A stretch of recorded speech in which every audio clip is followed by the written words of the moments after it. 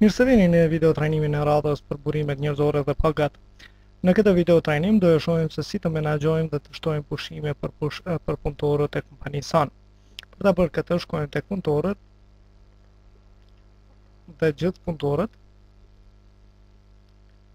Selektojmë njërin prej punëtorëve që ta aktivizojmë butonin pushimet. Shohim se sa pushime i ka, sa ditë pushimi i ka ky punëtor, i ka 11.03 të mbetura. Vazhdojmë dhe klikojmë tek pushimet për të hapur formën e pushimeve. Dhe tani hapet kjo formë. Gjëja e parë që ju preferojmë në fillim të vitit të bëni është që t'i konfiguroni ditët e veçanta që përbëhen prej festave dhe pushimeve tjera të cilat nuk janë ditë pune në shtetin e Kosovës. Vazhdojmë dhe me përshkrimin. Ditët e pavarësisë së Shqipërisë.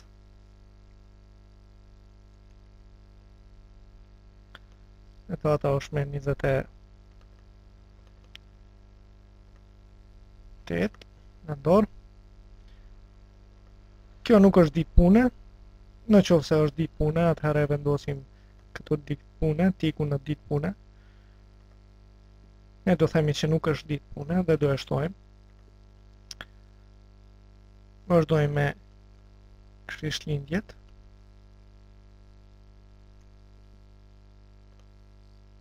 Që është më 25 dhjetor. Përsëritet çdo vit në të njëjtën datë. Viti i ri, që është me datën 1.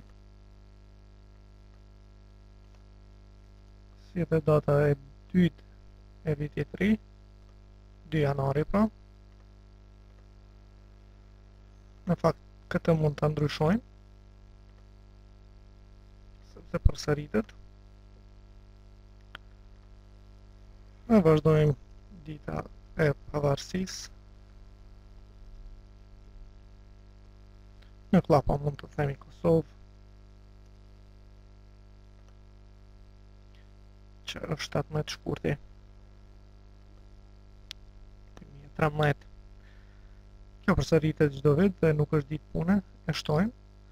Si dhe të themi një festa, që është ditë pune, por nuk përsëritet çdo vit. Dhe le të jetë një nëntori. Tani do e mbyllim këtë.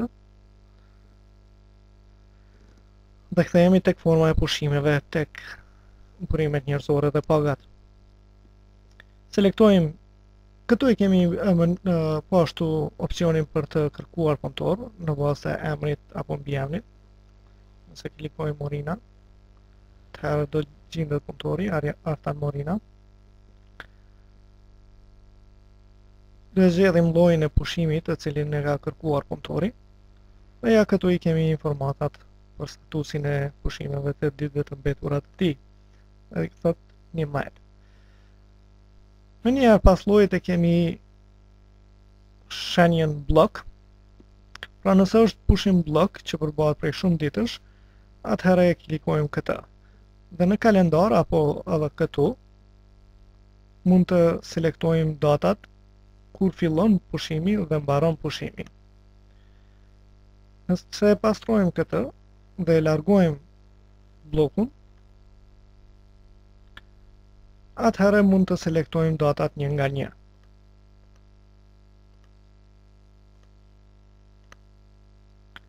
Shihni,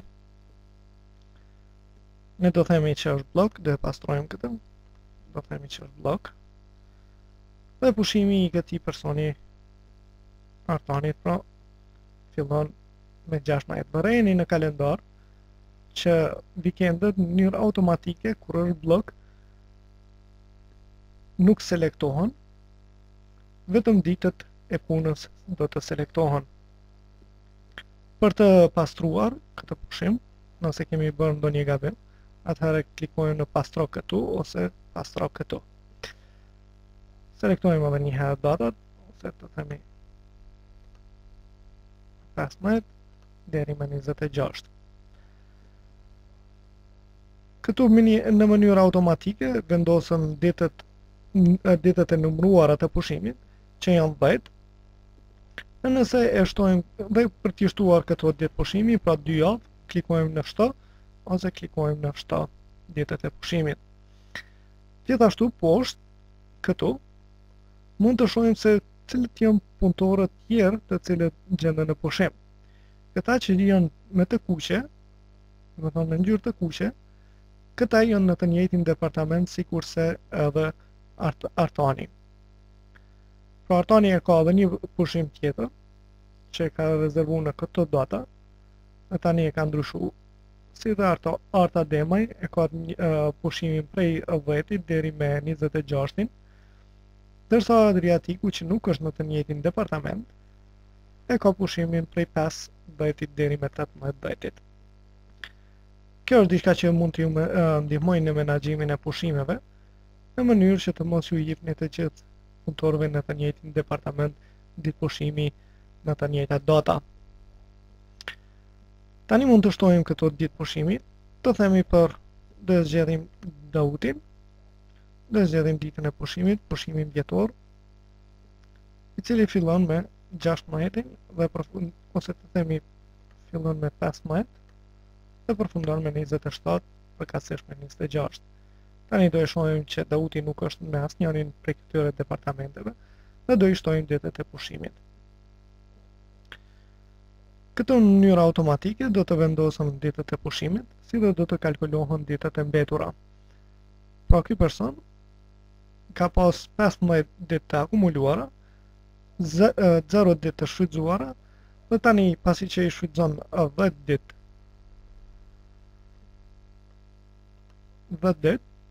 i mbetën 5.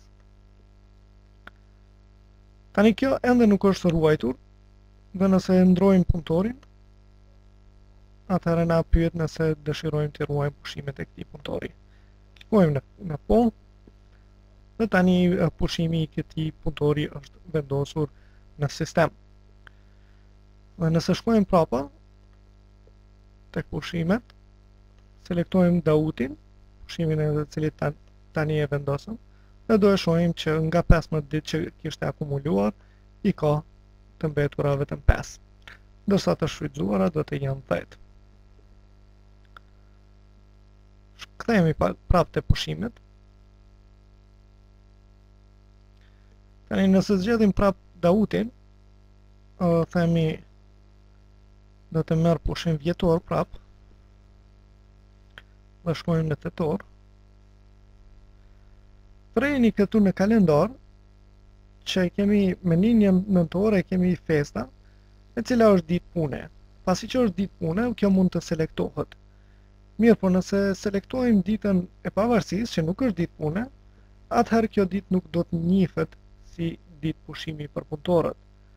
Pra nëse selektojmë, shkojmë tek nëntori, nëse selektojmë të hanën deri të premten, dhe vreni që janë vetëm 4 ditë pushimi dhe jo 5, pasi që 28 nëntori është dita e pavarësisë së Shqipërisë dhe është ditë pushimi. E kemi selektuar si ditë pushimi. Tani, nëse shkojmë tek 20, e pastrojmë këtë, shkojmë prapë në nëntor, dhe zgjedhim 21 deri 30. Vërejni që punëtori ka vetëm 5 ditë të mbetura, ndërsa ne jemi të i shfrytzuar 7 ditë pushimi. Vërejni këtu që pasi që ditë pushimi janë vetëm 5, atëherë numërohen ditë pushimi të rregullta, ndërsa pa pagesë janë 2.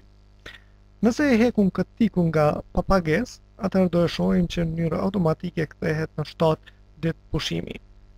Disa kompani i lejojnë punëtorët e tyre që të marrin pushim edhe përtej, edhe nëse nuk i kanë akumuluar aq sa kërkojnë. Ne do themi që i ka marrë me pagesë, në fakt pa pagesë, dhe klikojmë në shto. Tani do e shohim se kemi 2 të dhëna të reja, të cilat janë futur për shkak të këtij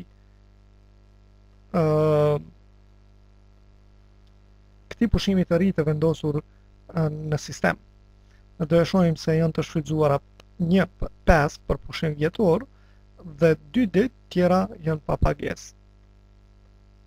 Është e rëndësishme që të përmendet që edhe pse janë selektuar ditë pa pagesë, në këtë sistem, në demo version, këto nuk do të largohen nga paga në mënyrë automatike.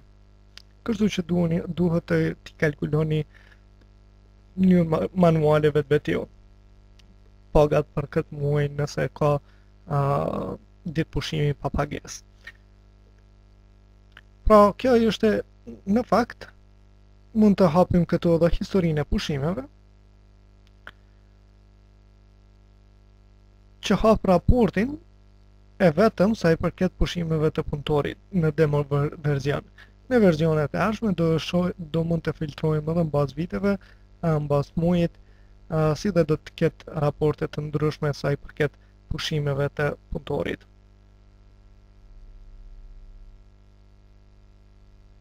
Ja, pra ku e kemi formën. Këtë të fundit nuk e kemi ruajtur ende. Se mbyllim këtë fond dhe i ruajmë të dhënat e fundit. Dhe hapim historinë. Tani do i kemi të gjitha të dhënat e punëtorit sa i përket pushimeve.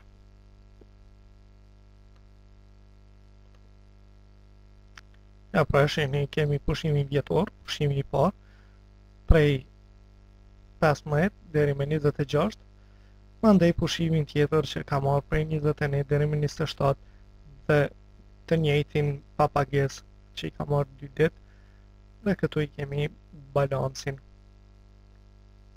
e të gjitha pushimeve, do me thonë pushimin vjetor ka pas 5, tani i mbetën vetëm 0.03, të mbartura nuk ka, pasi që e kemi kaluar një qershorin dhe i kemi pa pagesë 18 të mbetura, ndërsa pushimi mjekësor nuk është shfrytzuar fare.